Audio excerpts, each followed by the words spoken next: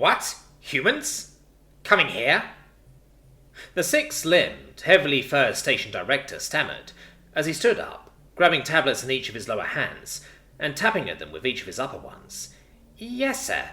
The message from the Union Security Directorate said their ships will be arriving in 3 local rotations. It gave no reason.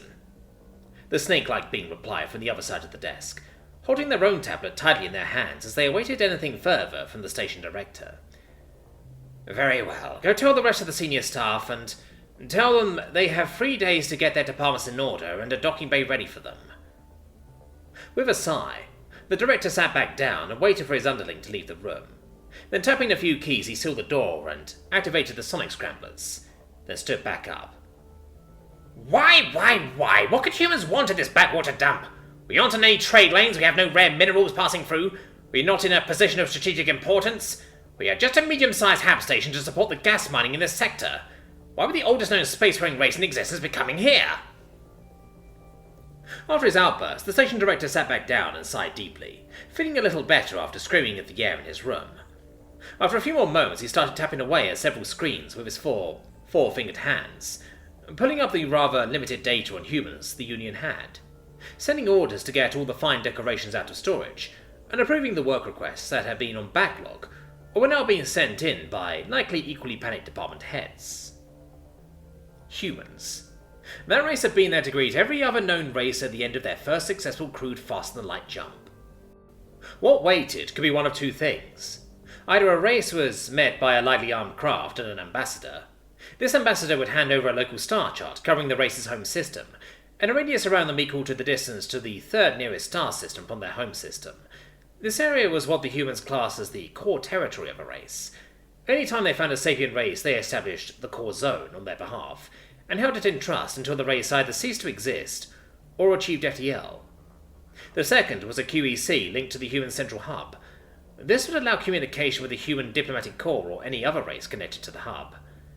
The last thing the ambassador would give them was the most up-to-date translator matrix they had. This could also be updated through the QEC as new languages were added. They would then leave, saying that they would make contact again in 10 local years if they had not had contact over the QEC before then. The other thing that could be waiting was a warship. If a race had been deemed to be a threat to the other races of the galaxy, then it would be met with a warning. It would be given its core territory, the language matrix, and a warning. Any aggression against another race without what the humans considered just cause would result in the forced confinement of the race to its core territory until such time as it was considered safe to allow them out again.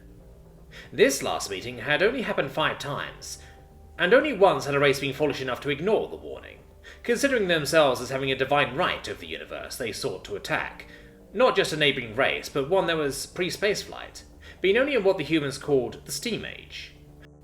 They broke 2 of the human highest laws that day.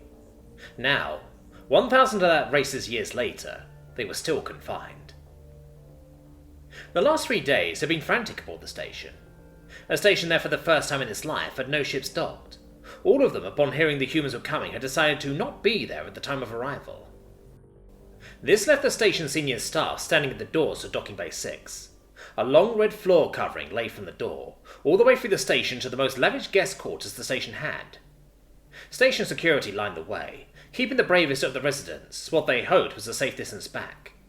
The stories about what an angered human could do had them very determined to prevent anyone provoking them. The doors opened, and the humans stepped through, clad in a full-body environmental suit. Nothing could be seen of their features behind the mirrored faceplate. They walked inside and stopped before the station director. Welcome to station AB77JJK2. I am Director Grawl. These... He stopped, as the human held out one hand, a gesture that the director had learned was a signal to stop. I am going to assume, based on the red carpet treatment, that the Union failed to pass on our request to not let anyone know we would be passing through. The voice came through the translator, and the words made the blood of the station staff run cold. Well, that of those with normally warm blood anyway. No, they... the director stammered, as he realized all the fanfare was the worst thing they could have done in the situation. Never mind, what's done is done. I shall speak with the diplomatic corps about the matter later. For now, I shall be staying for 2 days to perform engine maintenance. I shall be staying on my ship. If you could please have a guard posted at the back door and provide me with the personal communicator code for your head engineer, please. With that, the human turned around and walked back into the docking bay, shutting the door behind them. Just after it shut, it opened again, just enough for the helmeted head to poke out. And please calm down. No one is going to be shot, stabbed, incinerated, or otherwise rendered unliving over this issue. With that, they pulled their head back through and shut the door again.